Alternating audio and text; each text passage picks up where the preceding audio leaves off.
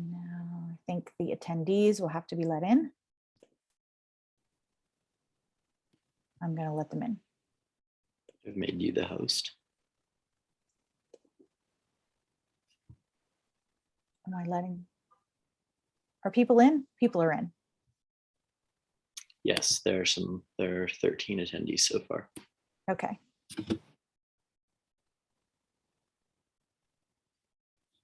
Welcome, everybody.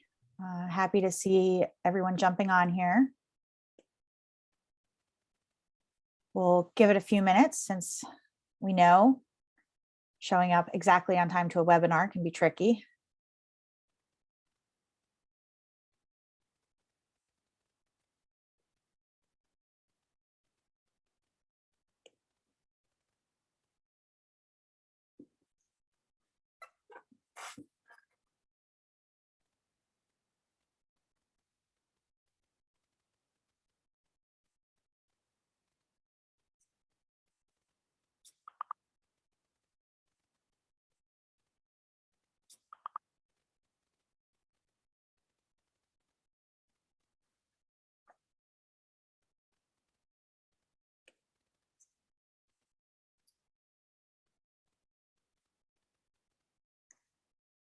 I can't do that. It stopped my screen sharing, didn't it?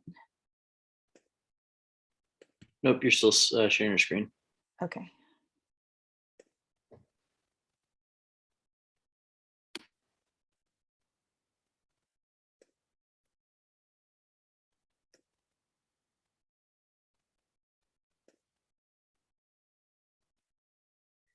Welcome, We Don't Waste, and No Lost Food. And Nova. Hi, Nova.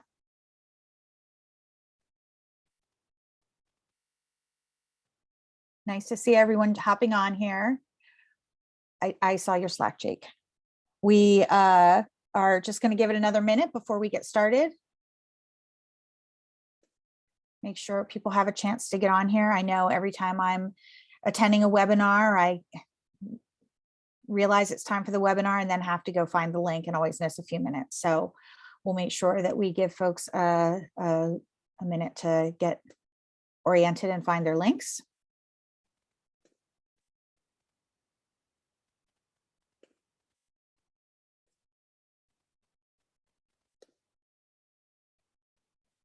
I see some familiar names in the participant list. Hi, everyone. Nice to see you. Nice to see new people as well.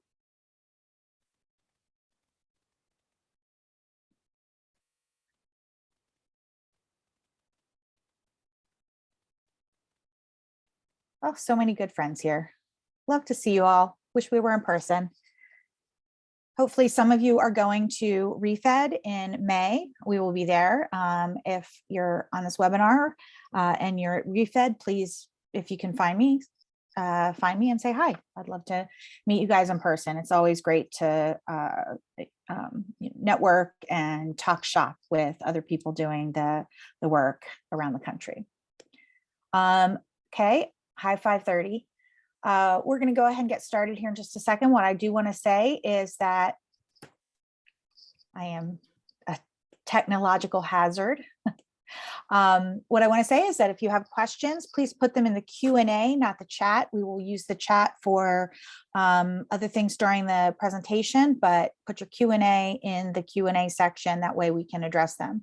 We will have time for questions at the end after my presentation, and I'm actually really looking forward to that. I think we'll have a great, robust discussion around donor onboard and management and donor solicitation at that point. So great. With that, it is. Jen, we have a note that your sound cut out. It didn't cut out on my computer. I don't know if that's the case for anybody else, but. Can you hear me now? I can. I suppose we got that from Pete. If anybody else cannot hear us, let us know. If not, we'll continue. I moved my headphones. I think if I shake them, yeah, I think if I shake my headphones, it cuts the sound out. So I will make sure to sit still and not talk with my hands. Sorry to interrupt. No, that's a good note. Thank you for sharing that. So I am Jennifer England. I am the head of partnerships at Food Rescue Hero. Food Rescue Hero is it's an organization that grew out of 412 Food Rescue, which is located in Pittsburgh. We developed an app, which we now license to 16 cities. And we also partner with those cities to make sure that they have all the support they need to really be doing the work of food rescue in their community. Collectively, our network has rescued 90 million pounds of food since 2018. Our volunteers through our app have done 289,000 rescues. That number blows me away. From 6,616 donors. And I just say this to let you know that a lot of the knowledge that I'm bringing today doesn't come just from me. It comes from all of our partners and all of the conversations I've ever had with folks who are doing food rescue. And it's great to collaborate with so many people on this. And I look forward to hearing your input and ideas as well. So I just want to start off by talking about what makes a good food donor. I know when we started 412 Food Rescue in 2015, we would just take anybody that came along, and we were new, we were excited about this, we would take whoever. And that's not a bad thing. That's a great way to get started. But really, as we grew, we started to get more intentional about our donor growth and really started to think about what kind of donors we wanted to onboard and what our goal was with onboarding food donors. And that helps inform our strategy as well as our pitch to the donors. So one thing that really is brilliant in a food donor is reliability and consistency. I think, as you know, especially if you're working without technology, having a rescue happen the same time every week, same day every week is great for planning. It means you don't have to manage that rescue all the time. You only have to manage it when you need a sub. So these are really great for extending the capability of your staff. They're great for planning, for organizational planning. You know, on average, what they're going to donate, and you can sort of predict out across the year what that's going to look like. They're easy to scale, again, because it doesn't take that staff time. And some volunteers like that predictability, right? They like that weekly rescue. So someone that is reliable and consistent and can give you a donation the same time, same day every week is a top food donor in some ways. Second, someone that has healthy food. And I think a lot of us that are in the food rescue business, this is why we know that food that is getting wasted tends to be highly perishable, highly nutritious food that is hard to get otherwise. So when you're looking at food donors, not all donors are created equal. Somebody that can give you large amounts of produce, for example, fresh produce, or fresh dairy, fresh protein. Those are the type of donors that are really great to onboard. They're good for the people that you're serving. They're different from the other sources of food in the charitable food system a lot of times. And then this should not be discounted. Funders love them. You can talk about the impact that you're making on the communities you serve to your funders by saying, 50% of what we rescue is produce. 87% of what we rescue is fresh. That's something that funders really like to see. And if you don't have funding, it's hard to operate. Location is important. And there's a couple of things to think about with location. Certainly, where you are is helpful. Our first Giant Eagle, which is our biggest donor, was right down the street from my house. So I could do the rescue if needed. But also think about, where are the people that need this food? Going into the communities that have the need and looking for donors there, which is where your nonprofits are. And then finally, also, where are your volunteers? We had a lot of volunteers in the South Hills of Pittsburgh when we started. It's a fairly affluent area, and they were sort of ripe to the message of food rescue. They really wanted to help, but we didn't have any donors. And we not only alienated some volunteers who wanted to participate and just couldn't find anything, but were missing an opportunity to really expand into that area. So we ended up focusing on that geographic region for growth of donors. Also, high profile donors. You know, we may only get a few donations a year from the Pirates or the Steelers, but that is headline making material, right? We work with the Three Rivers Arts Festival. It's the largest, outdoor public festival in our area. It's like 10 days long. Everybody is excited about it and waits for it to happen every year. And we rescue from them. And it's not a super productive partnership in terms of amount of food, but again, it makes for great headlines. And that's important. It's important because that's how you get volunteers. That's how you get the word out. That's how you get more donors. That's how you show your legitimacy with other donors, is building that local reputation for an organization that can come in and pick up that healthy food, that fresh food that's hard to donate. Volume. How much are they going to donate? It lets you serve more partners, and it can be a catalyst for growth. And ease of adoption. I talked about that at the beginning, right? How when we started, we just took whoever came in. It's not a bad thing. They may not fit any of the other boxes. They may not have all the super healthy food. They may not be able to give you a lot of food, but sometimes easy to onboard donors, I'm thinking of bakeries, for example, are great because it gives you time to focus on the high impact donors that are sometimes a little bit more difficult to onboard. So, when I'm making a donor plan, I might think about, who do I think is low hanging fruit that can sort of build out our program without draining my energy, so it can go after the really impactful donors. And finally, and this is key, it fits your needs. So what are your priorities? What is it that you want to do? Why do you want to get donors on board? Are you looking to grow? Are you looking to increase the frequency of donations to your nonprofit partners? Are you looking to build out somewhere like we were in the South Hills? And these questions are really important because you want to build a donor program and a donor strategy that meets your needs, that helps you build your program, and that is doable. And that's really important because you want to be able to deliver on your promises. Now, sort of the usual suspects, obviously, are farms, supermarkets, bakeries, restaurants, farmers markets. I think those are all obvious and we don't need to talk about those.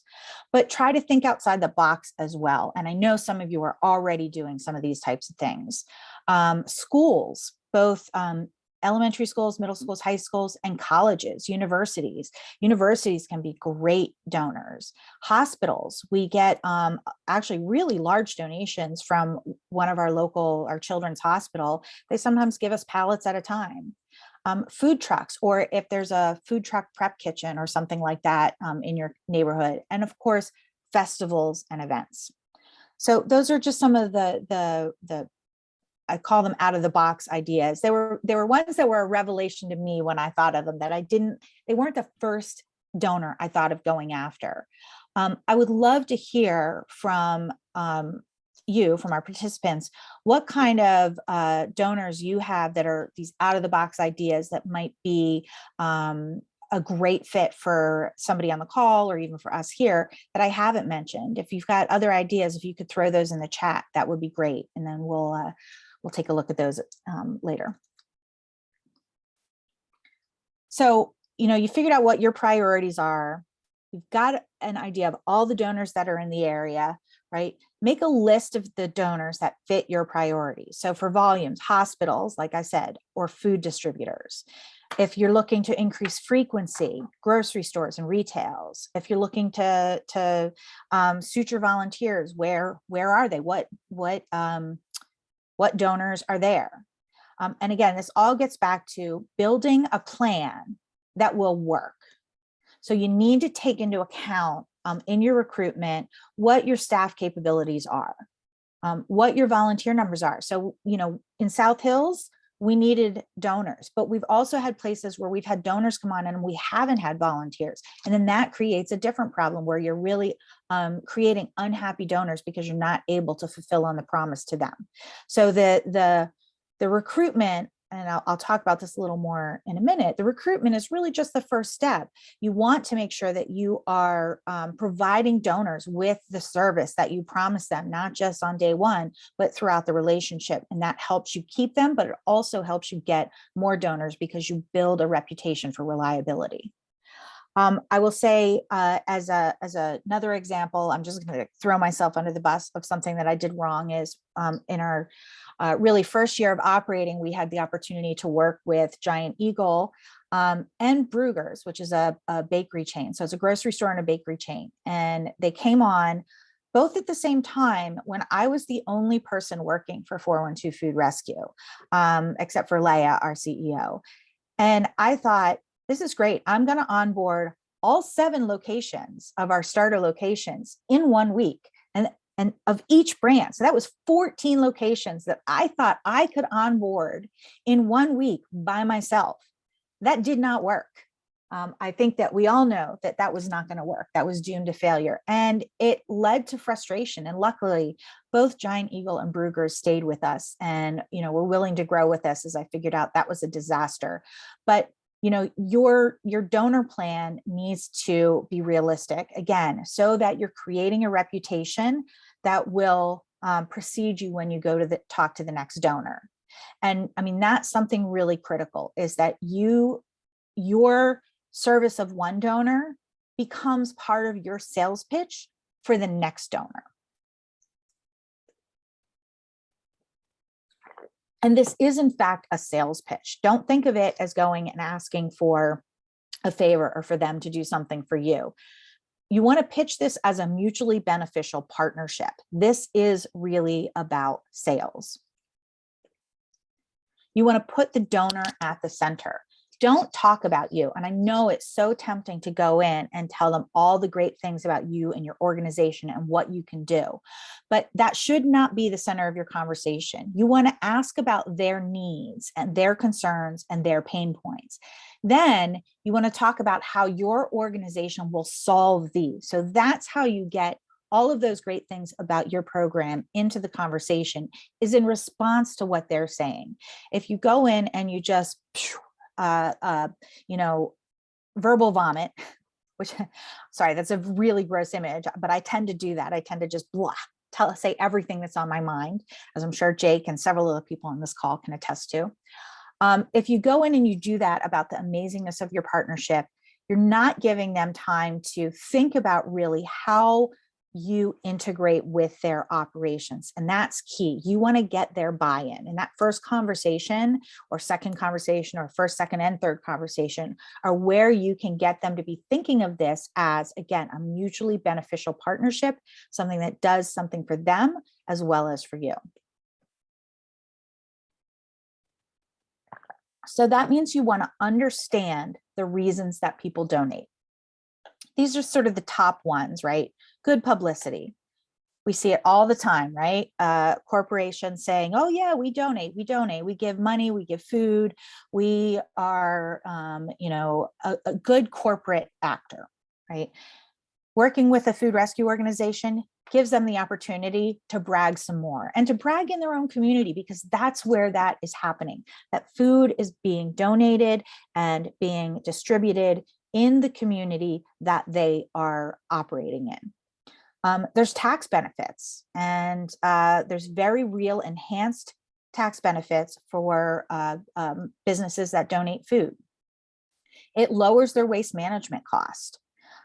This is one that did not even cross my mind at the beginning, but we did do a white paper on the cost savings for a grocery store chain in Philadelphia for Shop and Save, and they were saving thousands of dollars a month by not having that food go into their waste stream. And so, especially for a chain, that is a very powerful argument. Sustainability is becoming more and more common. most corporations at this point have a corporate sustainability officer. Even small businesses are touting their sustainable practices. So it is no small thing to point out that keeping food out of the landfill, and they may not really understand the impact of food in the landfill either. But talk with them about how this adds to their sort of sustainability credibility. And of course, many people do it because it's the right thing to do. And that is not a small reason or a reason to be taken lightly. And then, of course, finally, management, the government, someone told them they have to. California, hi, New York, New Jersey, Massachusetts, all of these states have food donation laws that have been passed recently. So that is obviously a key reason why they might be donating. But you want to find out why this donor wants to donate. What in here in this list really piques their interest. And you can watch when you have conversations with them, there's often nonverbal cues. You can see they go from looking around to see what's happening on the floor of the grocery store to suddenly paying attention or being animated. So you want to really feel out which reasons are important to them, and make sure they understand how you can help them reach that goal. The flip side of that are their objections and pain points. So when you go in to pitch a donor, and they seem hesitant, ask them what their reluctance is. If they're like, I don't know, really feel them out. What are their objections? And you whittle away at those one by one. None of them hold up. Obviously, we've all heard this a million times. We're not allowed to, right? Bring a copy of the Bill Emerson Good Samaritan Act. Check and see if your state has a law. Bring a copy of that when you go to talk to them. And let them know that there is currently no case law on the books of a donor being sued for donating food. They are entirely protected. We always tell them they are more protected if they donate it than if they sell it. Unless they're grossly negligent, they cannot be sued for donating food. However, in truth, donating bad food would be a PR nightmare, right? If they donated something and somebody got sick. So you want to, along with that, follow up and tell them how you are keeping that food safe. You want to let them know that you have a attention on food safety. At 412 Food Rescue, all of our staff are ServSafe certified. We recommend that for all of our partner cities as well. Get ServSafe certified.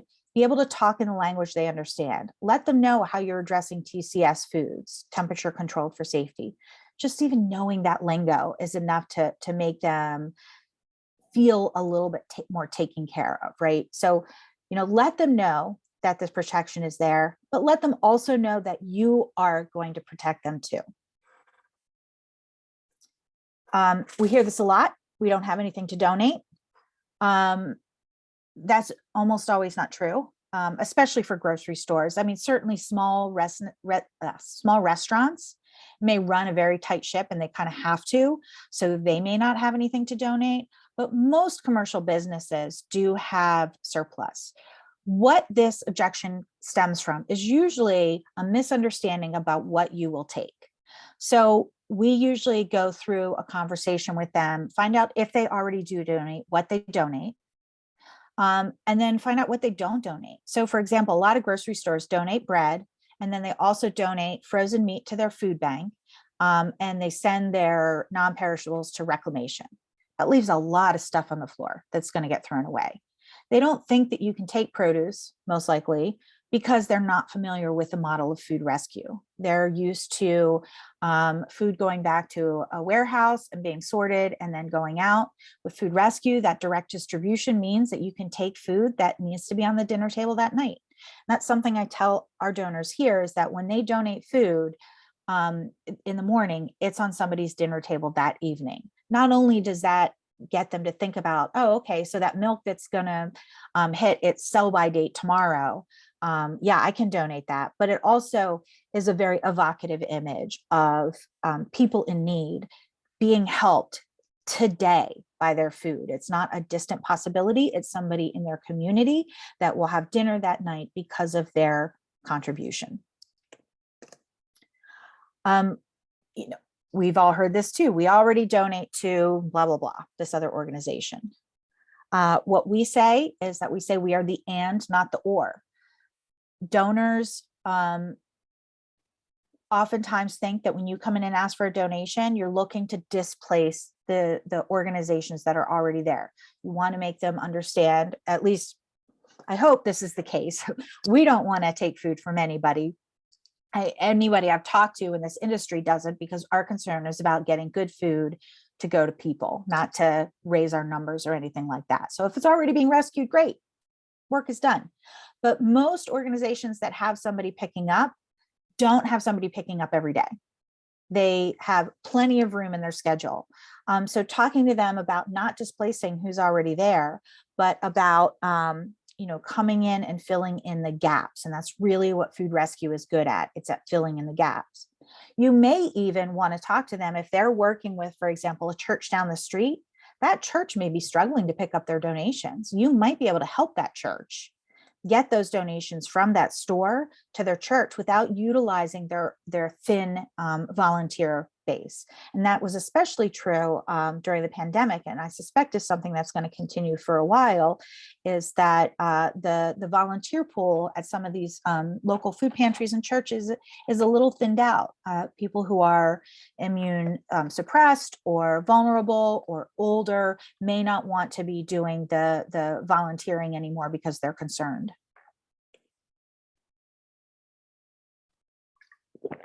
We don't have time. This is more true now than ever. Grocery stores are strapped. They're bleeding staff is the term I think we heard earlier today. And in some cases, it's true. They really are very short on time. So you have to respect their time and you have to communicate with them that you respect their time. Make it easy for them. Do not make them jump through any hoops. All they need to do is do what they're already doing, call the food, put good food in one box, garbage in another, and just set it where your volunteers can pick up. It should add only, I don't know, a couple of minutes to their schedule. Shouldn't take that much time. But you have to show up. You can't disrespect their time. We heard, and I think the next slide gets to this. Yeah, we heard over and over again when we started working with some of our partners. Philly heard this a lot as well. And I know that some of our other partners who are on here and around the country have heard this, is that we tried this and it doesn't work. We already partner with somebody, they never show up, right? You have to show up. If you promise you're going to be there, you have to be there. We have our app, our technology, which allows us to have a 99% service rate. So we know we're going to show up. Know how you're going to show up. What's your plan? What's your strategy for giving that donor the service they need to have the confidence in your partnership, right? It really upsets grocers as well as other folks when they take the time to save food and then somebody doesn't show up. So explore with them when they say that it doesn't work. We tried it before. What is your objection? What can we do better? What are your key differentiators as an organization? You really have to know who you are and what you bring to the table when you go into those donors and how it specifically relates to their concerns, their pain points, as well as their goals. And that's where you want to weave in all of that great information you have about what you're doing is in relationship to what their needs are. You can almost always turn a no into a yes. I do not take no for an answer. I am dogged in my conversations with possible food donors. And, there are very few answers that they will give me that will make me walk away. There is one though, and I want to talk a little bit about corporate donors. National donors can be difficult, right? So a lot of national chains, as we all know, Aldi's is a great example, that have an exclusive agreement with Feeding America, and they will not, under any circumstances, agree to a regular pickup from a food rescue. So that is almost impossible to get around at an individual organizational level. So what we suggest you do is you pursue local independent chains. For example, Giant Eagle in Pittsburgh, we were able to get to the corporate office in Pittsburgh and talk to them and create a relationship and create a partnership with them that now spans 3 cities, right? So they love us. They would like us to be in all of their stores. You have that opportunity when you have a locally owned chain. Myers is a locally owned chain, for example. If you are, I don't know how big they are, but if you're in the corporate area of Myers, that would be a great opportunity to go in and build that relationship with the corporate level. But let the national locations know you are there. We also actually have an Aldi's that donates. And we have a Target that donates, because we go out and we talk to all of these donors that are, forbidden from working with us. And sometimes you have an employee at one that will go rogue, or a manager, and just establish the relationship. But the other way that comes into play is when the power goes out, when their regular nonprofit partner can't come pick up. You're the and, not the or. You can come in and save the day with your food rescue, hero cape on, and get that food when the power goes out that nobody else could rescue. So don't completely write off those national chains. They're not going to be the mainstay of your program, but they are probably consistent enough that you can see the impact they have on your communities. And that's what it's all about. It's about getting that food and getting it to the people who need it and the people who want it.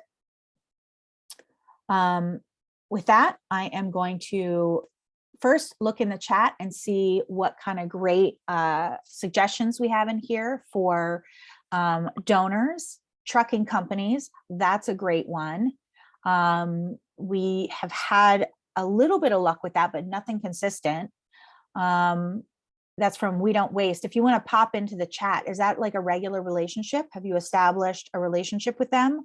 Or is that something that you have on like as a one-off? Yep, food recovery networks in college.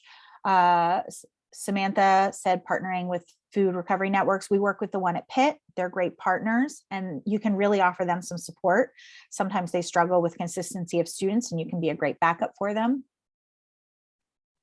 The River Dogs, the minor league baseball team. Yep, food service wholesale distributors are great. Oh, this is a good one. Meal subscription fulfillment centers. Yeah, our Philly partners actually work with somebody like that, and I didn't even think of that. That is a great opportunity. If you work with Sprinley or I can't think of any of the other meal programs right now, they are a really good source of food. So Jake, do you want to manage the questions? Yeah, right now we don't have any questions lined up in the Q&A, but if you have questions, please just pop them in there. The one thing I am going to do is I'm going to drop Jen's, her email is right there, but I'm also going to put that in the chat just so that everyone has it. And I'm going to stop sharing so that it's just our faces. Yeah, I would love to hear, okay, if you have no questions, I would love to hear if there's something that I missed. If you want to pop that into the chat, I always enjoy hearing what other people have to bring to the table. That's just Jake. I've got some questions coming up. Sheila asked, Jen, what do you recommend taking with you to a donor to pitch an addition to a copy of the Bill Emerson Good Samaritan Act? Yeah, that's a great question. So, something that I realized this afternoon that I was missing a little bit of a section in here, and that is know your different types of donors and how to pitch to them. So for example, a local Giant Eagle store is not where you're going to make headway for the most part. You want to go to the corporate versus a locally owned, corner store. So what you take probably depends on where you're going. If you're going to the corporate office of a local grocery store chain, you want to take them some really credible material. If you've got any white papers, if you've got some data on what you've done, if you've got an annual report, anything like that. We actually, to work with Giant Eagle, we had to give them our food safety plan. We had to provide a lot of stuff for them. So if it's a corporate type donor, you want to make sure that you have a more robust portfolio to give them.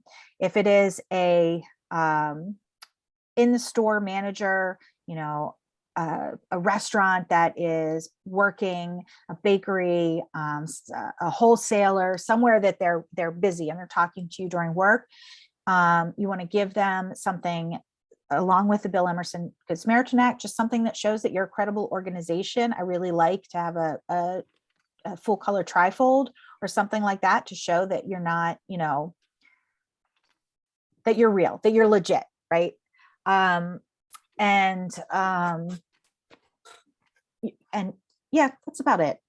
You can give them all sorts of other stuff, but you really just want to give them information that lets them understand that you're serious and that you're real and that you're going to serve their needs. Because again, what we hear over and over again is that a lot of donors have been burned by people not showing up and not fulfilling their promise to donate. And they really don't want to waste their time on just, you know, another empty effort. So showing that, however you can show it, that you are real and serious and going to rescue their food is, I think, key.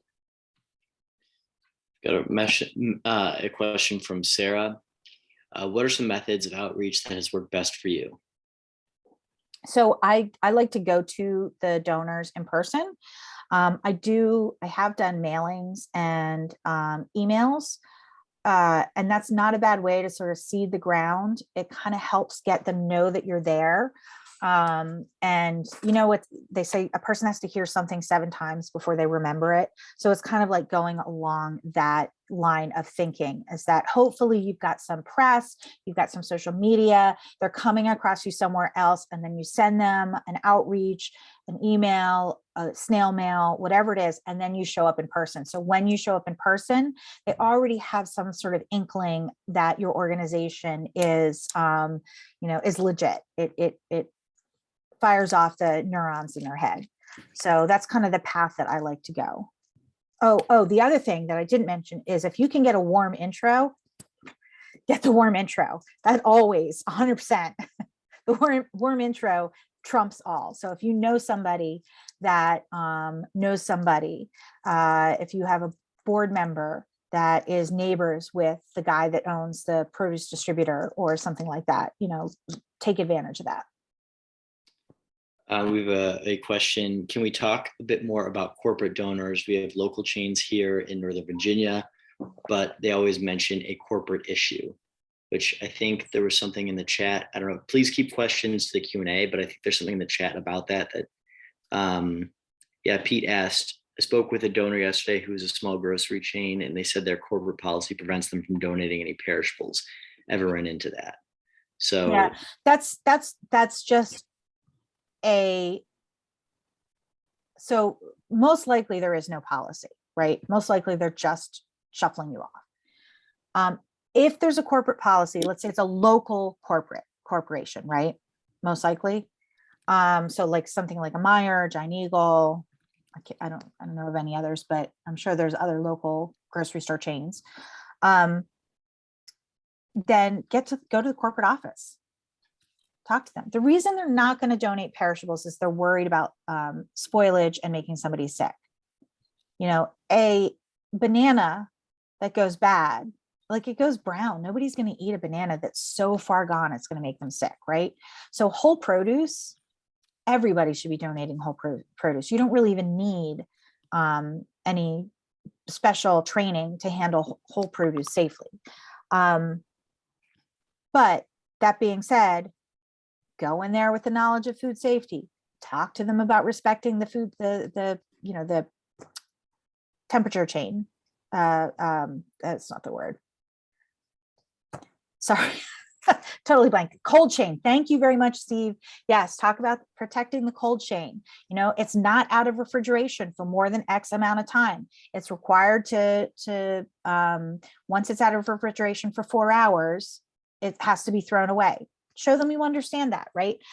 That breaks down their objections. Most of the time, they don't want to be bothered because they think you don't know what you're talking about and they don't want to waste their time. So you have to go in there fully knowledgeable, ready to show them that you do understand the cold chain, you do understand food safety, you know how TCS food needs to be handled, and this is how you're prepared to do it, right? Again, we have our app.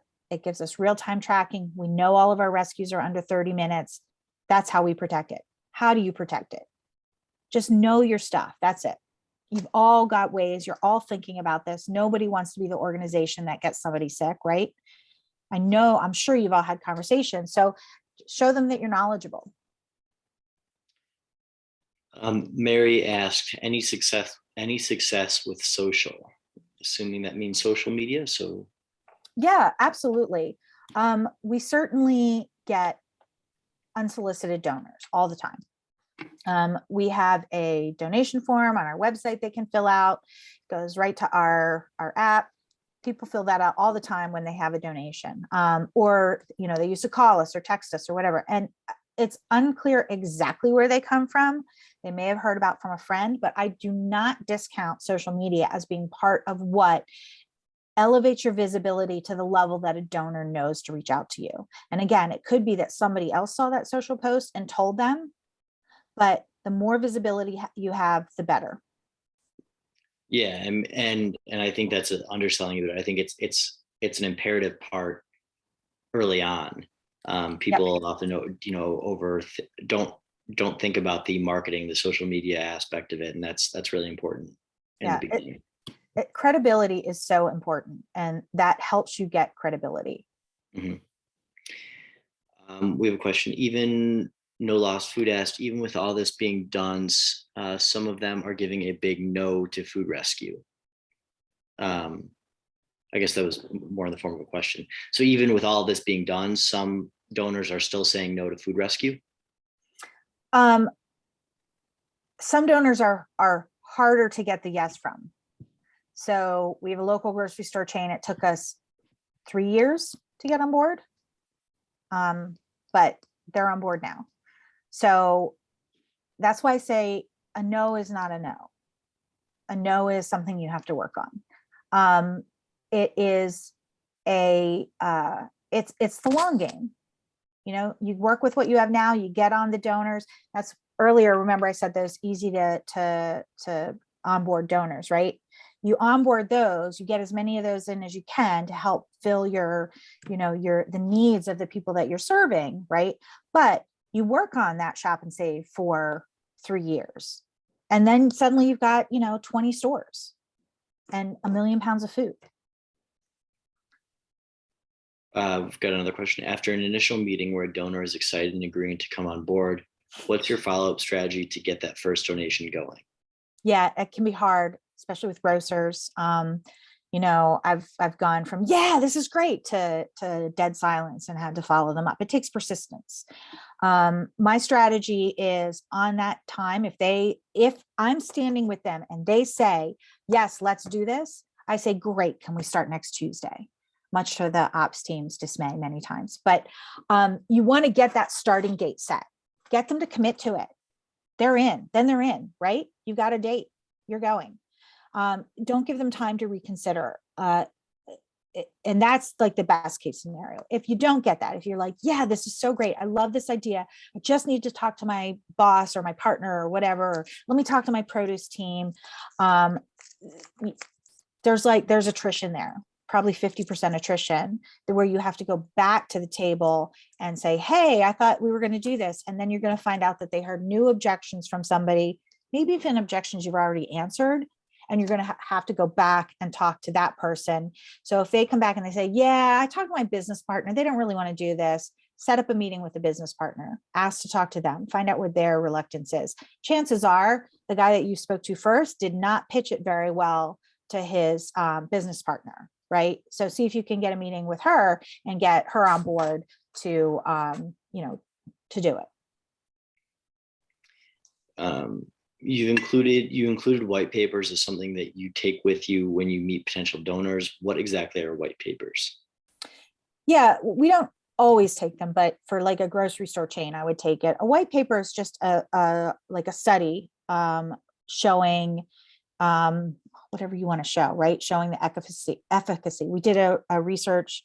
We did a white paper a couple years ago with our nonprofit partners with a researcher from Pitt to make sure that they were utilizing the food, that they wanted it, that it was culturally appropriate.